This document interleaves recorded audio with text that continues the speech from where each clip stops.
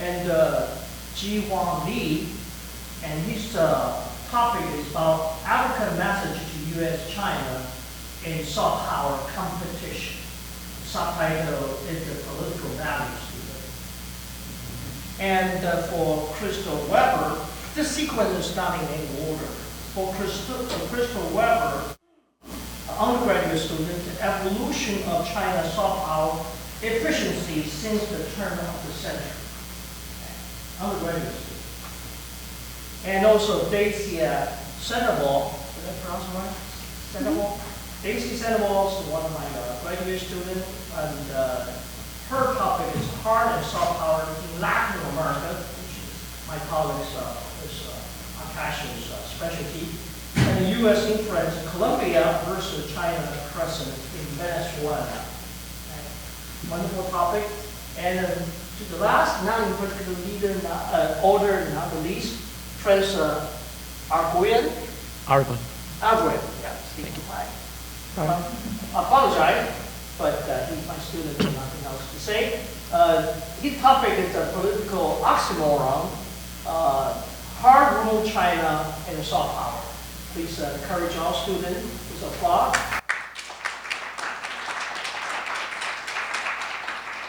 Start with Hwan. So my research question was that which of these three key resources of power, soft power, culture, political values, or foreign policy most significantly determines the effectiveness of U.S. and Chinese soft power in Africa by zooming in the case study of Nigeria. And my hypothesis was that political barriers are the key determinant of soft power effectiveness in Africa, with Nigeria favoring the U.S. over China, and I will show that a statistic survey in a moment, because its political values align more closely with American democratic principles. So my hypothesis is proved if the main reason why Nigeria picked the U.S. as the best development model rather than China is political barriers. But my hypothesis will be refuted if it is not the reason of the political value, but it is because of the culture or other key resources such as foreign policy.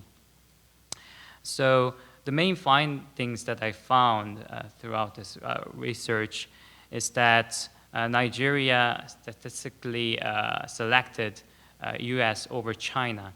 There is an Afrobarometer official site where there's a survey regarding African countries asking questions to the locals. And the most recent question in 2021 was that they surveyed 34 African countries of questioning them to the locals that what is the best development model for your country? And there were several picks, not only US and China, but of course the United States and China was the top two of their choices. And regarding Nigeria, Nigeria picked the US than China. And the reason behind that was the political barriers. And I need to say this because Joseph Nye emphasized about the receiver, not only the projection, but how they receives. And the acceptance bar is very low regarding culture and foreign policy, because the more they invested, the more acceptance they get. But regarding the political value, the bar is very high. If the receiver is not aligned to that political value, they don't receive that much. So this is why one of the key reasons why political values are the decisive factor. And as I researched behind the reasons, there were three reasons. The first one was institutional harmony. So Nigeria's governance structure aligns more closely with the US model. So Nigeria is a federal republic with a bicameral legislature and an independent press, so making its political system more similar to the US than to China's one-party system. This resemblance creates a natural affinity for American democratic values, while China's centralized governance model feels less relatable. And the second reason behind this is that political aspirations. Nigerians actively demand democratic governance, so Nigerians actively demonstrate a widespread desire for greater government accountability and protection of civil liberties. The U.S. openly supported these democratic demands, reinforcing its image as an ally of Nigerian civil society. In contrast, China remained silent because their main policy was non-interference policy, which limits its ability to build trust among the Nigerian public. And the third reason behind this was the engagement with civil society. The U.S. connects with the Nigerian public while China focuses on elite partnerships. The U.S. funds over 20,000 NGOs in Nigeria, supporting election monitoring, independent journalism, and civic participation. This direct engagement strengthens American soft power. Meanwhile, China's influence primarily operates through government partnerships and large-scale investments, which do not resonate as deeply with ordinary Nigerians. So, and regarding these three main arguments, it is supported by two theories. Famous theory, one is the modernization theory. The theory suggests that as countries develop economically and socially, they tend to demand more democracy, transparency, and political participation. And the second theory that's supporting this argument is political culture theory. This theory explains how a country's history, civic traditions, and social values shape its political preferences. Together with these two theories explain why Nigeria does not just accept political influence passively. It actively chooses the model that fits its development and civic culture. So while foreign policy and also the culture, as the United States and both China invest very much on those two parts, and Nigerians accept that, and they view that as a positive influence. In a survey saying 63% of them thinks that's a positive influence, but the main reason they eventually, at the end of the day, pick the U.S. as a better development model than China is the political values, because the value aligns with their country. So it is very important to see the definition of Joseph Nye's effectiveness of soft power, because the effectiveness comes from the receiver, not only the projection, but how the ones that receives it thinks about it. I will end with the implications of my research paper. For the United States, my research paper confirms that democracy promotion remains a crucial foreign policy tool for them. However, for this successful and effectiveness, it requires consistent commitment to democratic principles and its values. And I think it's in danger nowadays, but it is. And if the U.S. weakens its support for governance reforms, its influence in Africa and effectiveness of soft power would decline. And for China, my research suggests that not only economic investment alone is not enough to secure long-term influence. Without stronger engagement with political institutions and civil society, China's soft power will remain limited. And more broadly, I believe that my research paper supports a key lesson in soft power theory. It is not just about who invests the most. It is about who aligns best with the aspiration of the people. So Nigeria's case proves that political values are the strongest and most lasting form of soft power, because they are not just imposed from outside, but embraced from within. Thank you for listening.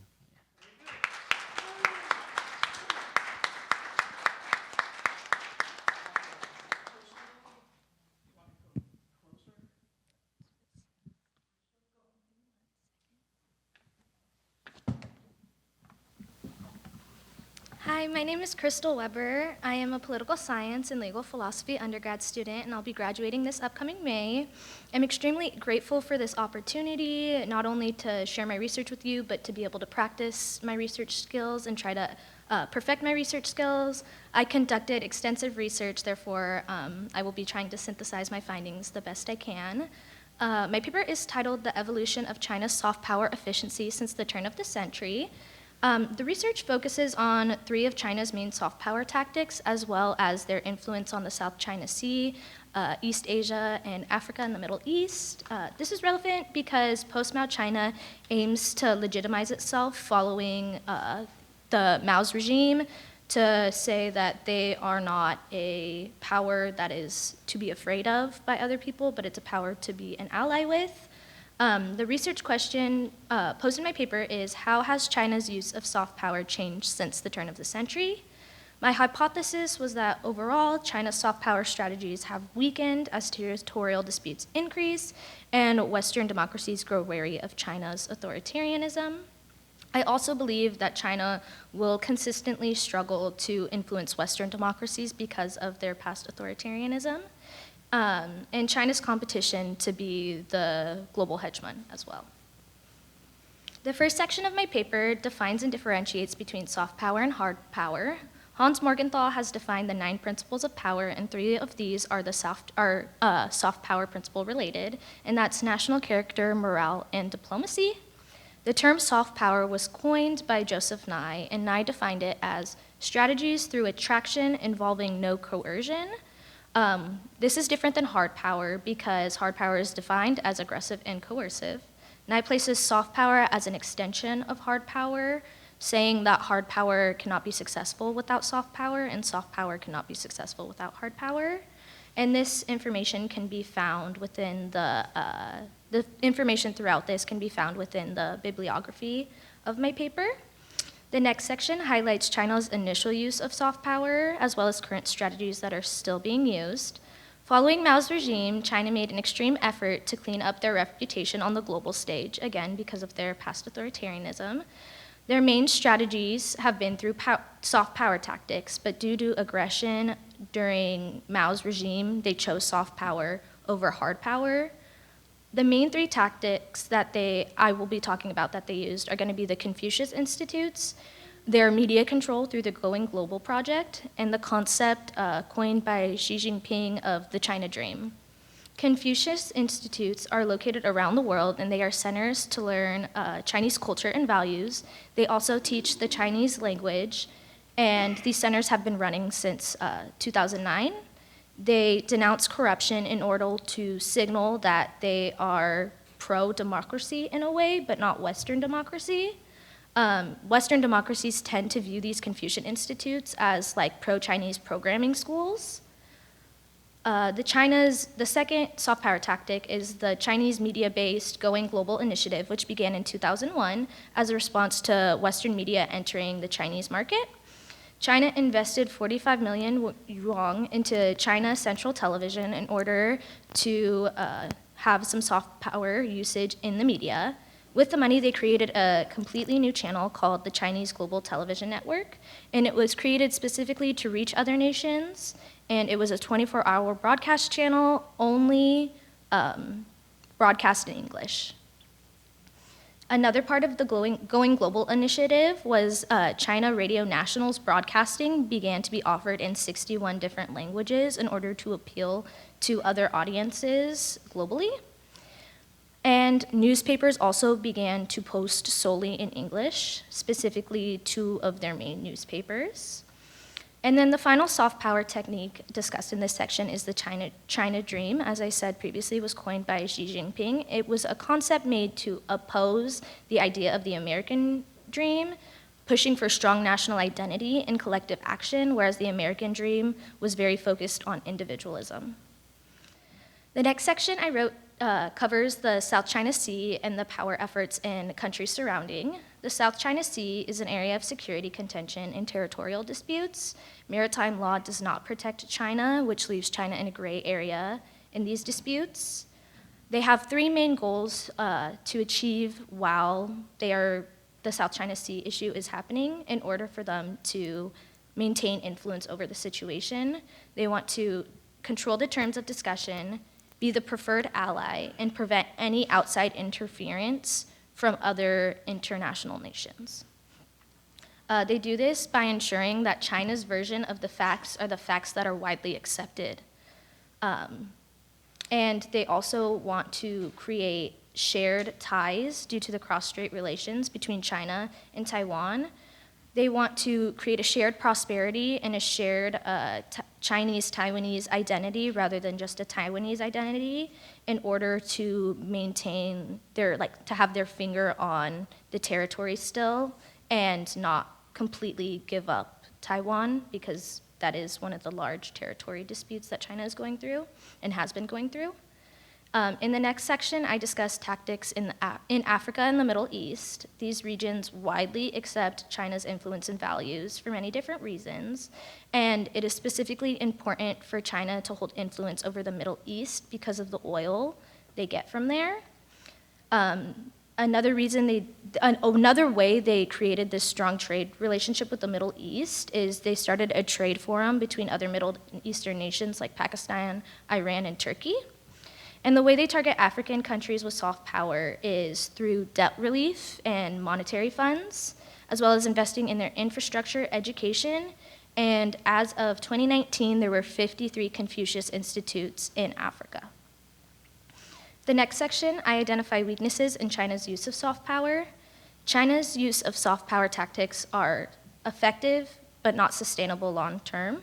They are increasing their militarization, which is in turn undermining their soft power tactics, and their media censorship tactics that they are using for soft power are being seen as restricting freedom of expression.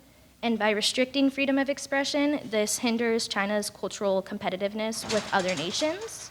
And again, as they continue to increase their militarization, the soft power tactics will not be able to be even validated enough to be seen as anything, because the hard power is overshadowing.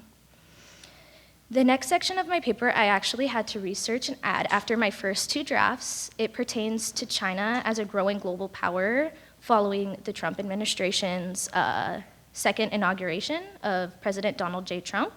As his executive orders, directives, and actions have taken place, there have been many changes in global politics as well as our stance as the global hegemon.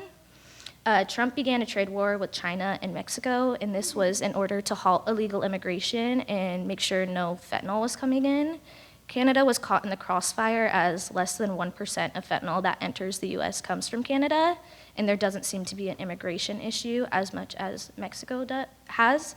And Mexico recently has also been showing to make efforts to fix the drug wars and to fix immigration. They're just not doing it the way Trump wants.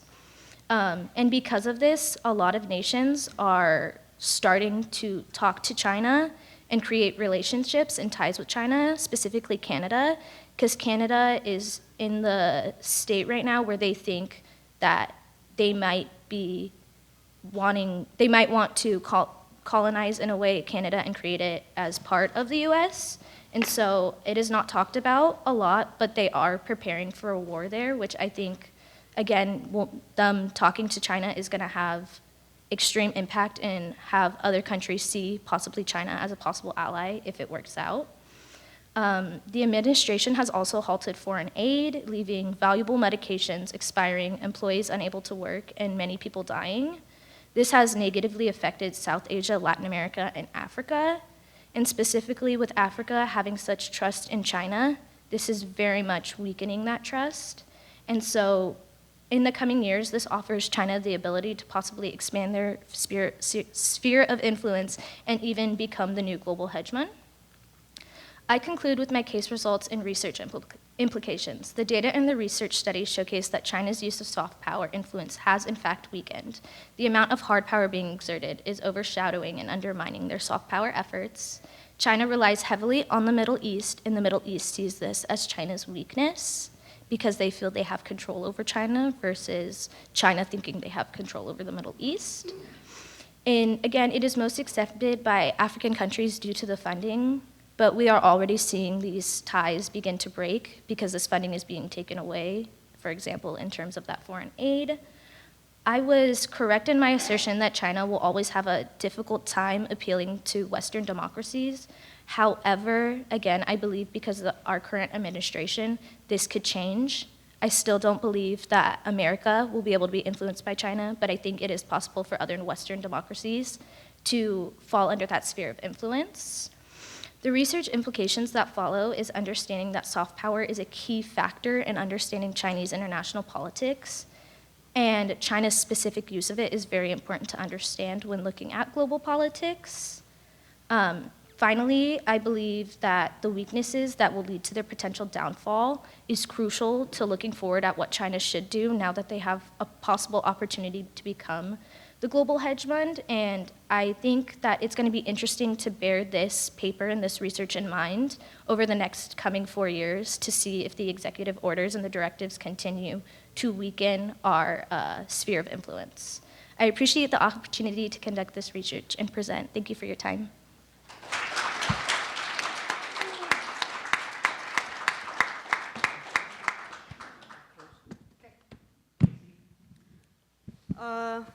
This is on. Good morning, everyone. My name is Daisy Sandoval. I am a graduate student studying political science at State Fullerton, and today I will be discussing how the United States and China use military and economic influence in Latin America, specifically in Colombia and Venezuela. The research question guiding this analysis is, how do U.S. and Chinese military engagements in Colombia and Venezuela shape security policies, regional dynamics, and perceptions of global power in Latin America? My hypothesis was that the United States uses hard power to assist Colombia in anti-narcotics efforts and reinforce democracy, though Trump-era tariffs introduced tensions over economic reliability. Despite this, the United States remains Colombia's primary partner. In contrast, China leverages hard and soft power in Venezuela to advance self-interested economic goals and challenge U.S. dominance in Latin America. So the United States has been actively involved in Latin America since the early 19th century. Over time, U.S. engagement in the region evolved, particularly during the Cold War, when American policymakers sought to counter the spread of communism in Latin America. In Colombia, U.S. involvement became more pronounced in the 1950s during President Eisenhower's administration. At the time, Colombia was President Gustavo Pinilla, a military leader who sought U.S. support to modernize Colombia's military and counter internal conflicts. However, U.S. assistance in Colombia expanded significantly in the late 20th century, particularly during the war on drugs. A major turning point came in 1998 under President Bill Clinton and Colombian President Andrés Pastrana with the implementation of Plan Colombia, which I will get to later on. At the same time, China's influence in Latin America, particularly in Venezuela, expanded in the early 2000s under President Hugo Chavez. China deepened its economic and political ties with Venezuela by providing large loans, infrastructure projects, and trade agreements in exchange for oil. This marked the beginning of China's long-term strategy to gain influence in Latin America through economic engagement rather than military intervention. So the United States employs a combination of hard power and soft power in Colombia. Hard power includes military aid, counter-narcotics operations, intelligence sharing, and direct financial support to the Colombian government. The soft power consists of governance programs, humanitarian assistance, and diplomatic engagement aimed at strengthening democratic institutions. The most significant U.S. initiative in Colombia is Plan Colombia. This program was a multi-billion-dollar effort designed to combat drug cartels, weaken guerrilla insurgencies like the FARC and the ELN.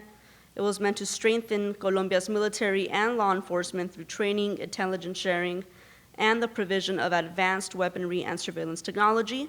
And it was also meant to support judicial and government reforms in Colombia to build stronger institutions and reduce human rights violations. By the mid-2000s, the United States support extended further under President George W. Bush's administration as counterterrorism became a central focus in U.S. policy. The FARC was now officially designated as a terrorist organization by the United States, which introduced military funding and intelligence cooperation. By the 2010s, Colombia had significantly weakened guerrilla groups, reduced homicide rates, and reclaimed territory previously controlled by rebels. However, there were major criticisms to Plan Colombia, the first being that the United States prioritized military operations over economic and social development. Colombia security forces were accused of human rights violations, which is one of the things that Plan Colombia tried to reduce, and that the drug trade persisted. It shifted from large cartels into smaller, decentralized trafficking networks. In addition to military aid, the U.S. also engages in soft power initiatives to promote stability and the goodwill in Colombia. Programs such as Southcom's Continuing Promise missions provided medical aid, infrastructure repairs, and disaster relief. The USAID also had programs in Colombia that invested in education, economic opportunities, and rural development. There were also judicial reforms that aimed at modernizing Colombia's legal system and improving the protection of human rights.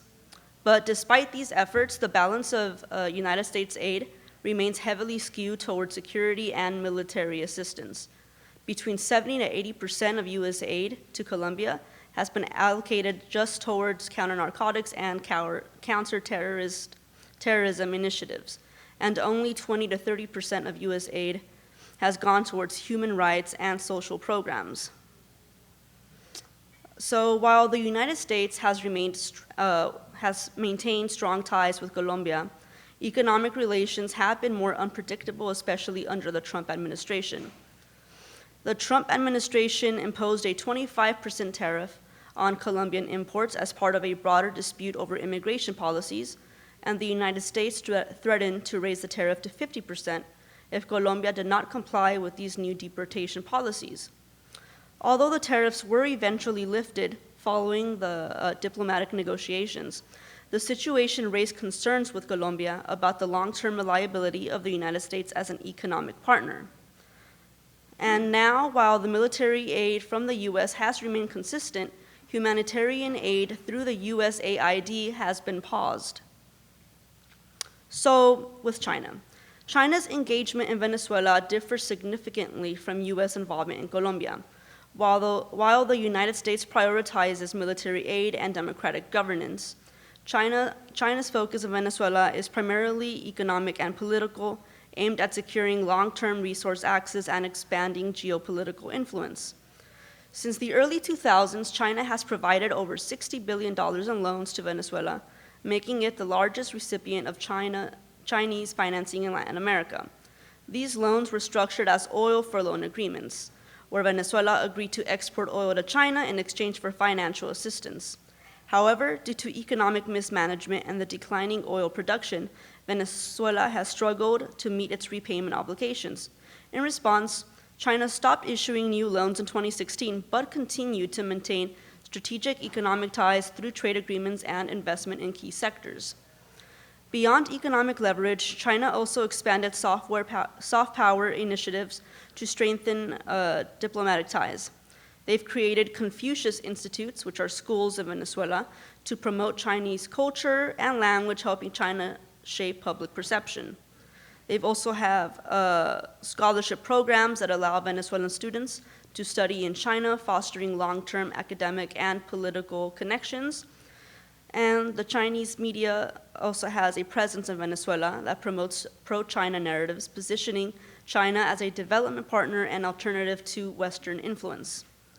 Unlike the United States, which funds governance reforms and humanitarian aid, China does not interfere in Venezuela's domestic politics. Instead, it uses economic incentives and cultural diplomacy to strengthen political alignment. Although China's involvement in Venezuela is primarily economic, it has also expanded into military cooperation, particularly under Nicolás Maduro's government in Venezuela. China has supplied military technology and security equipment.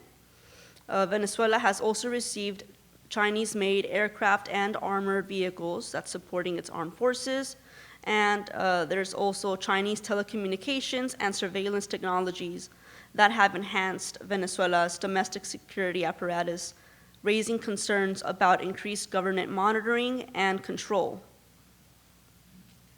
Ultimately, the United States remains Colombia's dominant security and military partner, reinforcing stability through counter-narcotics initiatives and democratic support. However, recent economic policies under the Trump administration, including tariffs on Colombian imports, briefly strained the U.S.-Colombia relations, raising concerns about economic reliability. Despite this, the U.S. is still committed to Colombia, and it has remained consistent, demonstrating that its engagement is rooted on long-term stability. Meanwhile, China's influence in Venezuela has remained strategically focused on self-serving economic goals, using both hard and soft power to challenge U.S. dominance in Latin America. These diverging approaches reshape regional policies, influence diplomatic relations, and alter perceptions of global power in the region. That is all. Thank you for your time.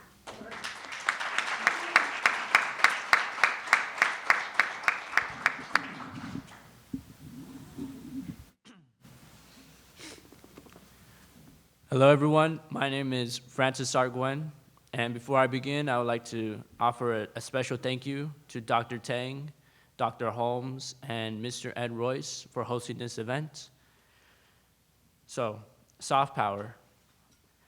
Looking at this room, I see many accomplished scholars in front of me, and it was this idea of scholars coming together and being in rooms, sharing ideas, that led Francis Fukuyama in The End of History and The Last Man to proclaim that liberal democracy is the most ideal governing system and that it will mark the end of history. It was this idea of Chinese scholars in the US learning about democracy and that one day they will go back to China and preach democratic reforms, making China more democratic, and that peace will be sustained through the democratic peace theory. So global peace has been sustained for the most part, and the importance of soft power, the ability to influence through means and attraction, through the use of culture, political values, and foreign policy. The forces of economic modernization, individual empowerment, and technological connectivity forces nations to adopt and enforce soft power. As with the United States, they are the main proprietors of soft power, as they are able to influence other nations to want to push for democracy, individual freedoms, and to have pro-capitalist practices. But now looking at China and how they are able to sustain as a more autocratic nation, the question is China able to use soft power effectively? Are they able to want democratic nations to want what they have in their nation of the CCP and how they treat their people in terms of civil rights and liberties? So looking at the common political values shared in democratic nations is human empowerment, individual freedoms, inclusive governance, and government transparency. This paper evaluates China's soft power using these political values and to see how they stack up against the U.S.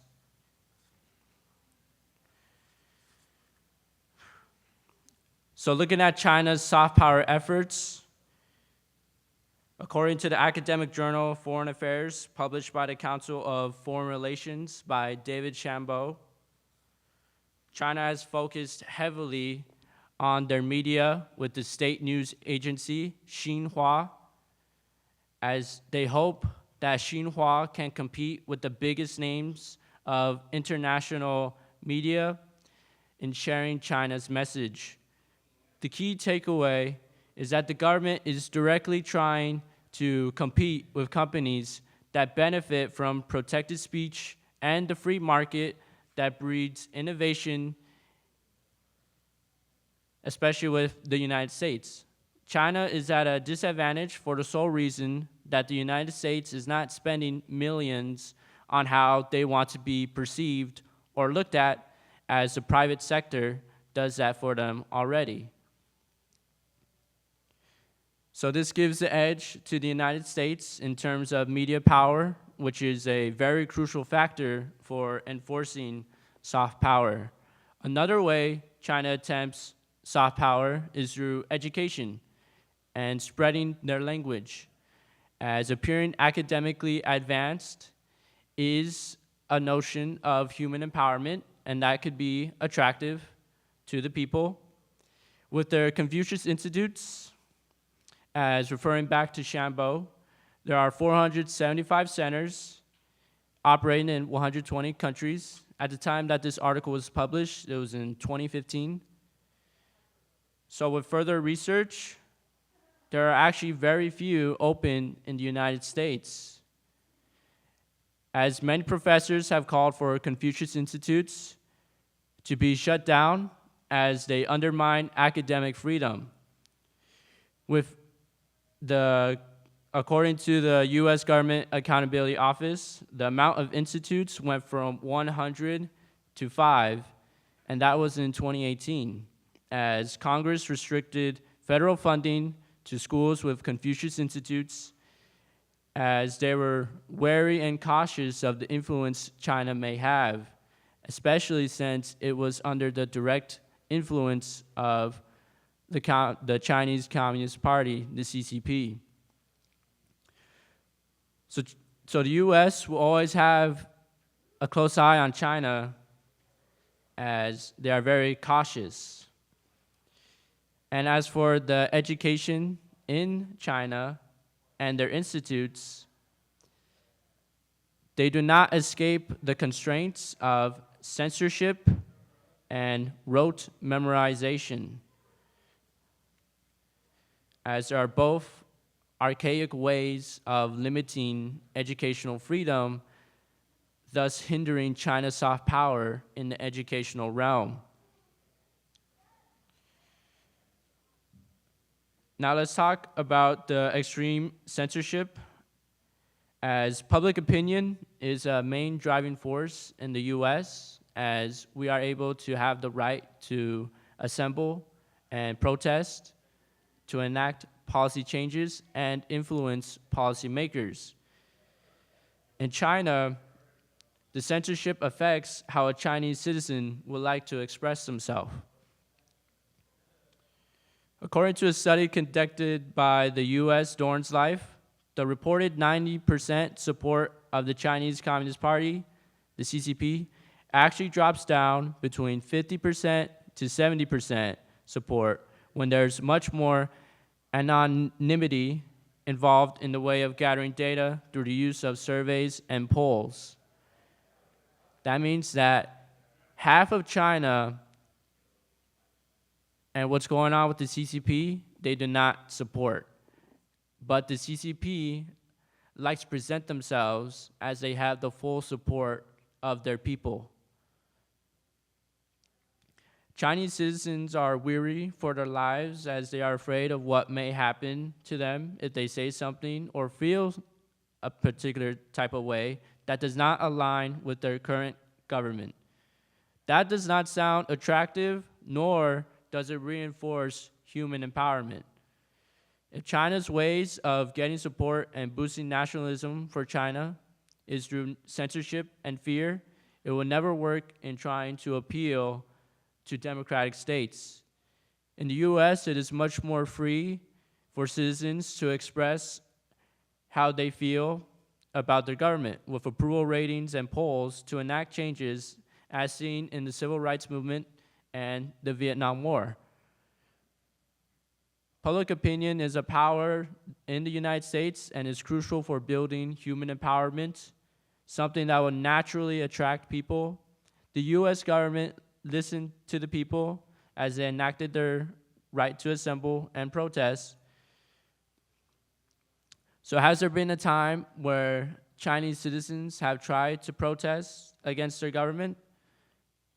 In 1989, June 4th was the Tiananmen Square protest.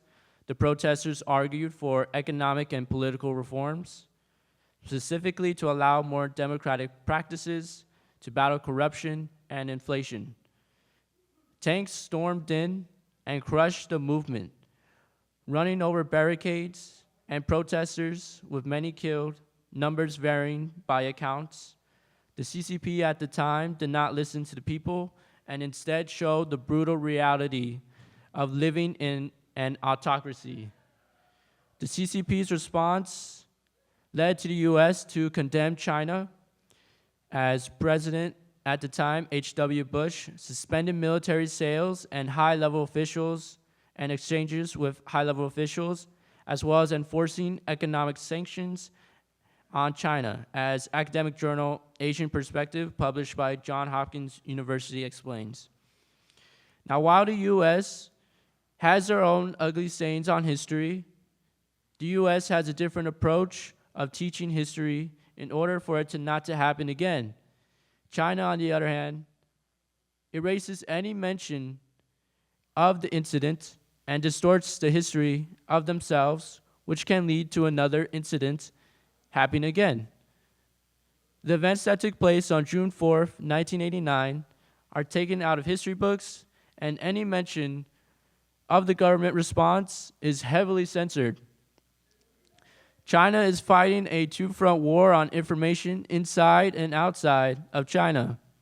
Back to referring to Shambo, the Chinese government intimidates universities and journalists by not renewing visas and have even made Chinese scholars self-censor themselves, which could explain why Chinese scholars aren't able to preach democracy freely, as Francis Fukuyama believed that they could.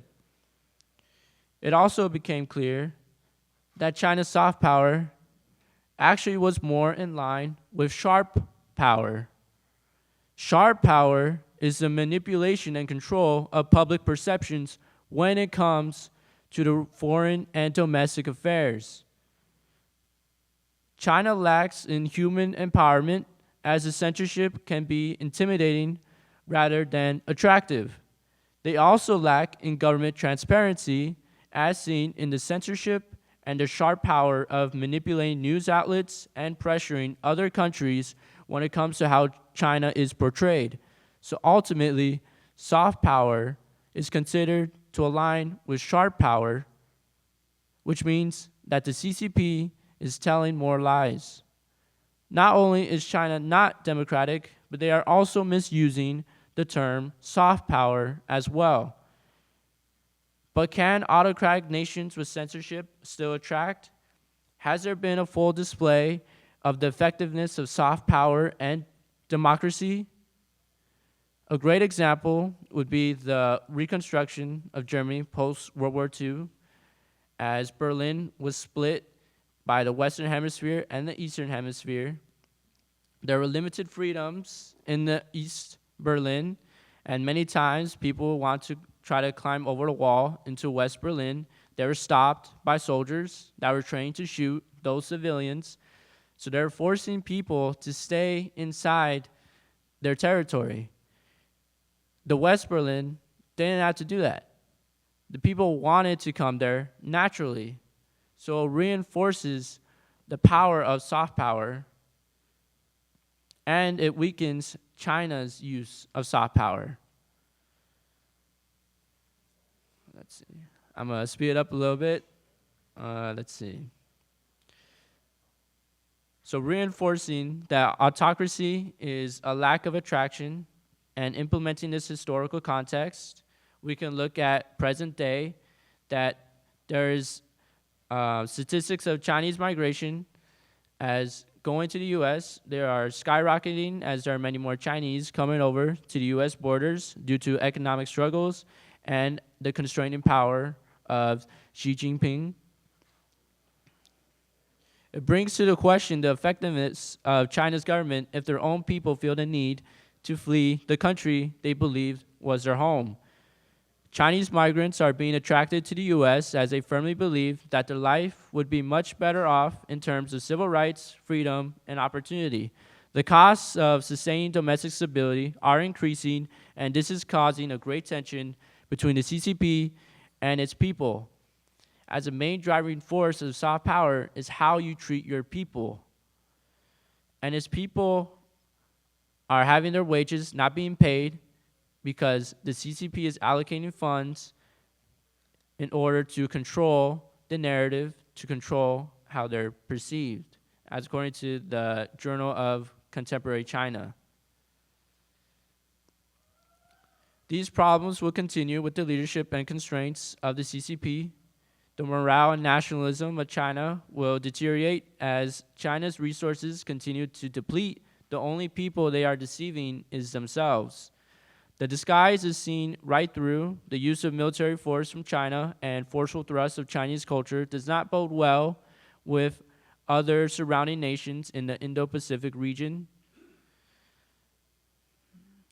As the Belt and Road Initiative, as they want to expand through globalization and economic means, the main partner with the Belt and Road Initiative, India, have grown wary and cautious and are facing security concerns with China patrolling and enforcing protection of the Belt and Road and infrastructure in order to essentially they're breaching India through the Belt and Road Initiative, which was the main investment in their soft power approach.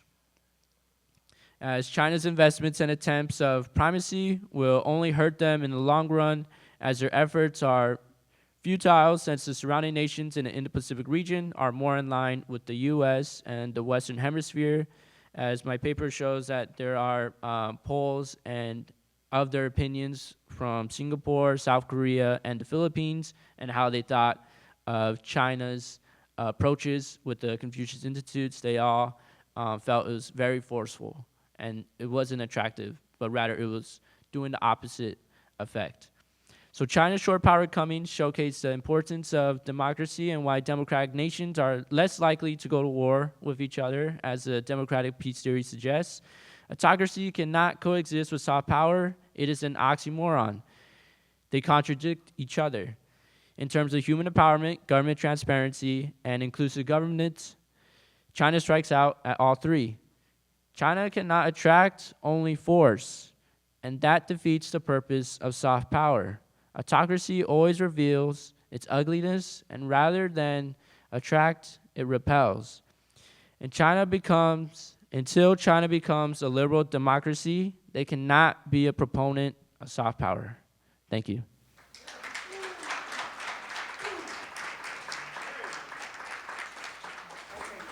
Now you can see why we are immensely proud to have students such as them.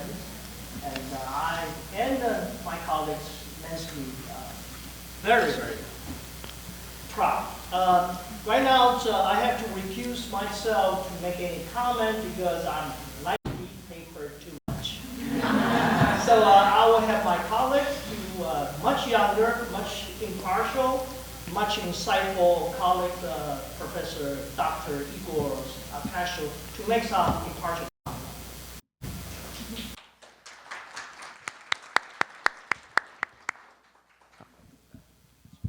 Yeah, I think it's better to do this from here, right? I have notes. I am what stands between you and your lunch, so hey, I'll try to keep this very, very brief. First of all, thank you very much for the opportunity to read these papers and for the invitation to do this. It's my first Royce Symposium, so I'm really happy to be here. General comments about papers. So they're all very well written, and I don't know, I'm in my first year teaching at Cal State, and I appreciate how well our students write. So it's really cool to read those papers. It's structured, and that's the thing. Well-written papers get us to, pass through the potential problems with the writing, and then you go directly to the idea. So I do have some suggestions there. The presentations were very clear, and they mapped onto the written papers pretty well. I mean, I could read your tone when you were reading and when you're writing this paper, and now I understand. It makes total sense here. I think all of the papers are timely, and they engage with the theoretical framework really well. soft power, Joseph Nye, and like it's a classic, and it's always good to bring it back. It's always good to engage with a classic and see how you use that theory to study something, right?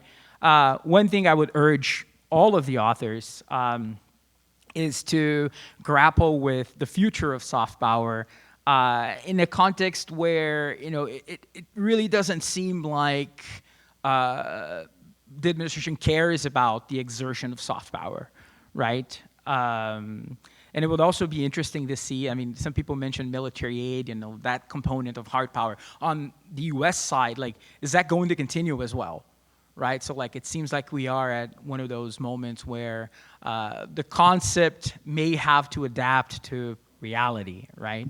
Now to individual comments. So first, G1.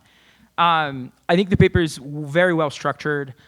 Research question, very clear. There is a hypothesis. The discussion is very interesting. I commend the author for thinking about relative weights of the different elements of the definition of soft power. Like you stuck a claim there. It's like, okay, what matters is values, right? So really cool. Areas for improvement. I think you have a clear hypothesis, and I think there's ways of testing it that you could do. Like the clear hypothesis you have is like the democratic similarity values lead to more favorability towards the United States. Use that data. Use that data like with emphasis, because it's interesting. I mean, in the paper there's graphs, and one of them shows that the U.S. Or Nigeria considers both China and the U.S. to have a positive influence in Nigeria, right? But it's where the favored model of development, that's when the variation happens. So they recognize that both China and the U.S. have a positive influence, but they prefer the U.S., right? Can you test that more broadly, even within the African continent? You have like a large sample size there, and it would be cool to do it, I think. I'd be curious to see it. Crystal. So I learned a lot from the description of the initiatives of soft power. I think, that in itself has a lot of value. I mean, it was the most thorough description of what China uses to exert soft power, if that's possible, right? And an area for improvement there would be like how to measure that effectiveness of soft power, right? And I think in a way, after reading the 4 papers, like they complement each other. So the use of survey data, right? The use of is it the case that after all of those strategies are deployed, does that improve how people see China, right? And that's, you can do that. There's data on that, particularly public opinion surveys, right? So you could definitely, think about doing that down the road. I think it would be interesting. Daisy, the Latin America paper. So this is cool. I was really excited to read it because it's actually like a paired comparison, right? So like methodologically, I like it a lot. You're comparing, you're getting 2 pairs of relationships between countries and you're comparing them. So I think really, really interesting. I think your conclusions are solid. One thing, I think it's the same suggestion to Crystal, but there I know the data better. So like you could definitely evaluate the effectiveness of this using public opinion data. So there's La Pop data, there's Latino Barometer, there's all sorts of data that you can use there to strengthen your argument.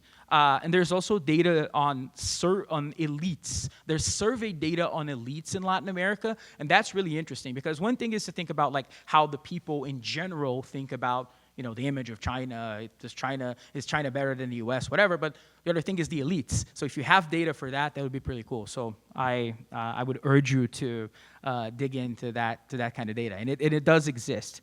And then finally, Francis, really cool paper. It reads as intense as it sounded in the presentation. I think it's a very strong opinion piece, a very strong essay on this. What I would urge the author to think about down the road is to strengthen the argument with more empirical data, I guess I'm the data guy, right? But it would be useful. It would be useful to strengthen the argument. It would be like, okay, there's very bold claims there. How do we show, aside from anecdotal data, which you bring up all the time, and it's great, but can we systematize it? Can we make these cases further by using data? And I mean, you're an undergrad. You'll get there.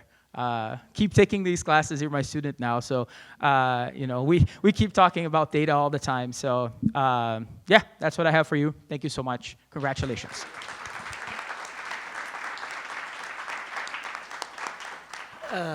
Thank you so much for Dr. Akasho's comments. I appreciate that.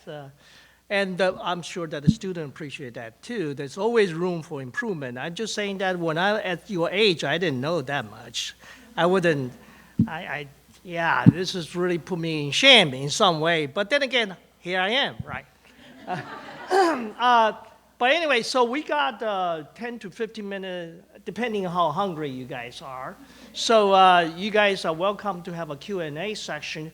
When you ask a question, please state your name and also direct the question to specifics or all four of the student, and I'll help them to call you out. Okay, go ahead. Any question, or you guys are too hungry? Any question, or comment, or accolade, please? Yeah. Oh, Professor Spitzer, go ahead. Wisconsin's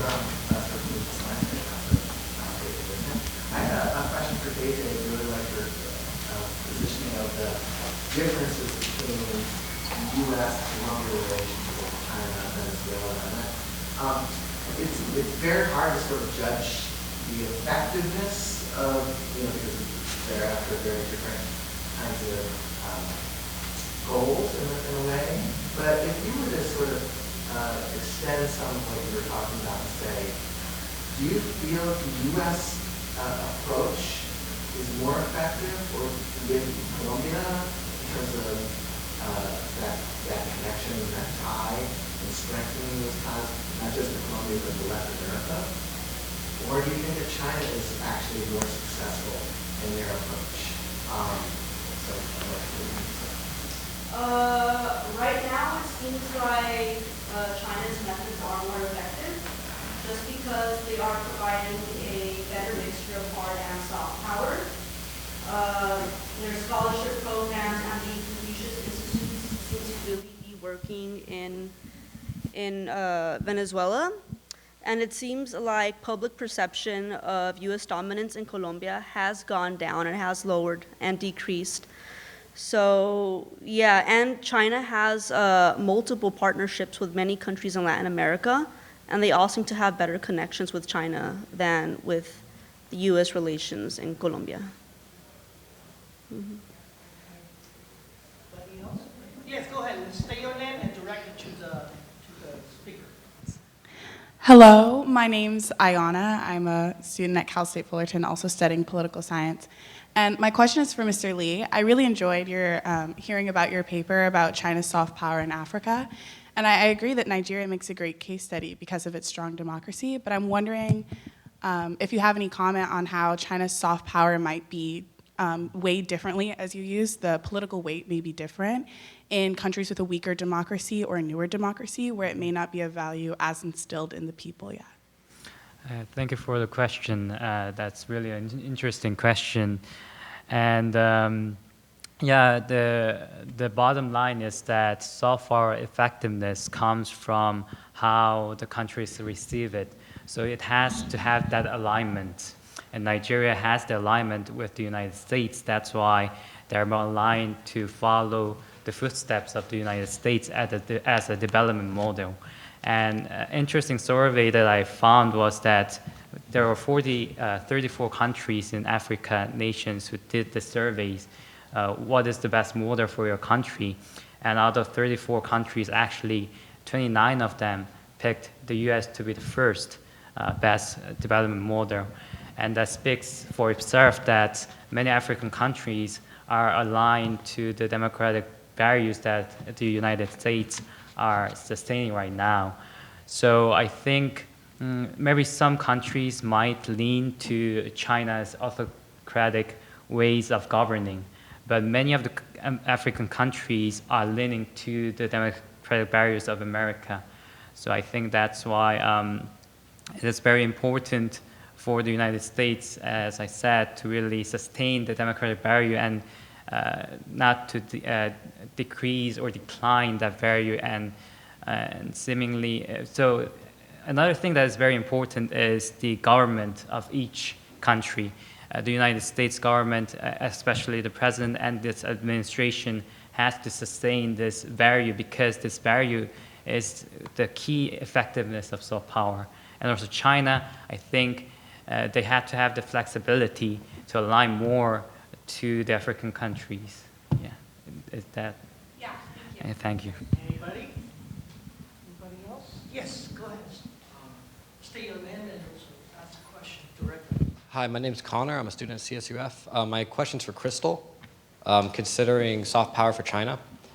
So I, last semester, did something similar, having an interview with that guy, actually, and that guy right there, those two fine gentlemen, concerning, Chinese-American relations. And my question to you is, with your consideration of soft power, is do you believe China is going to have a really abrupt change of hard power in the Indo-Pacific?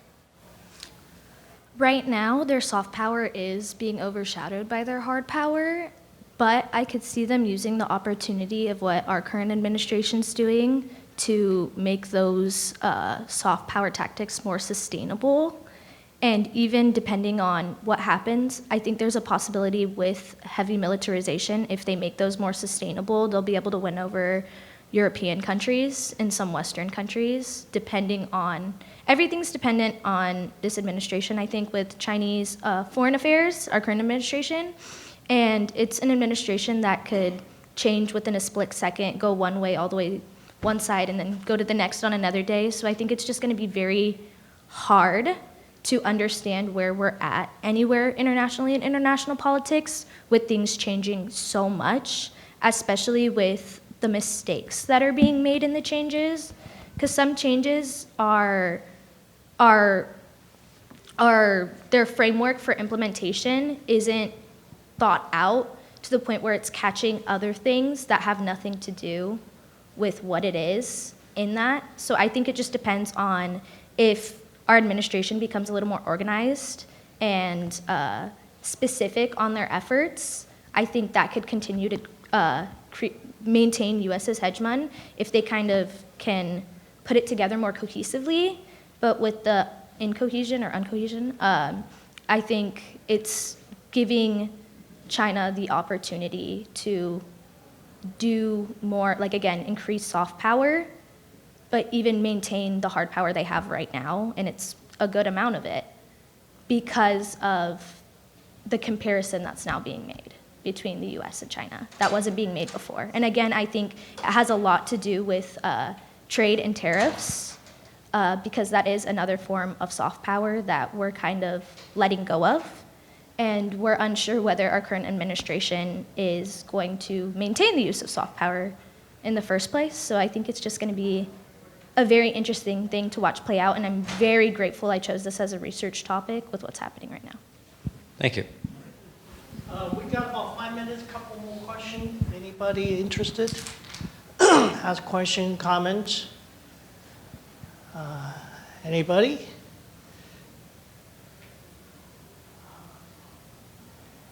No question asked? Even some compliments? Yes, of course. I'll ask I'm sorry, I'm Greg Weeks. I'm a political science professor at UNC Charlotte. My question is for Francis. And kind of thinking along with what Crystal just said, do you see just the events of the past several months with changes in our administration, maybe allowing China to have a little bit more attraction in soft power than perhaps it had before, or do you not think that will have much effect? Well, in my paper, I do mention the Russian and the Ukraine war, and how the U.S. sending aid actually reinforces our soft power, because foreign policy and how they see the U.S. and how they treat other nations in terms of alliances and partnerships us sending aid, it showed the benefits of being in an alliance with the U.S. And so us taking a step back away from that or flipping where we align, essentially it could actually give way to the U.S. weakening in soft power. And so at the bottom line is that now more than ever, we have to show and uphold the importance of democracy and to show that we cannot waver and we cannot let dictators and autocrats have their way, or else it'll be the end of democracy. Okay. We may have one last question before lunch. One last question. Yes. Thank you very much. Go ahead. Hi, I'm Gracie Reese. I'm also a student at Cal State Fullerton, and my question was for Francis. So with kind of the changing climate of China's media strategy you talked about, their implementation of soft power, do you think since other countries are not really falling into their strategy, specifically you talked about India becoming wary, do you think they will kind of double down on their current media strategy or try to adapt to the current changing perspective? So as for their media, they have, the CCP has a lot of control in how they are perceived. So they would most likely double down and try to alleviate any caution or wariness by approaching them and appearing as they have the same goal and common interests. But as we can see with China wanting to annex Taiwan, where can they stop? Or will they stop? How much more would they want to annex? Because India, in my paper, they did mention that China wants a unipolar Asia, and that can mean under the rule of China. So. Okay, thank you very much. Thanks for everybody's encouragement. Yes.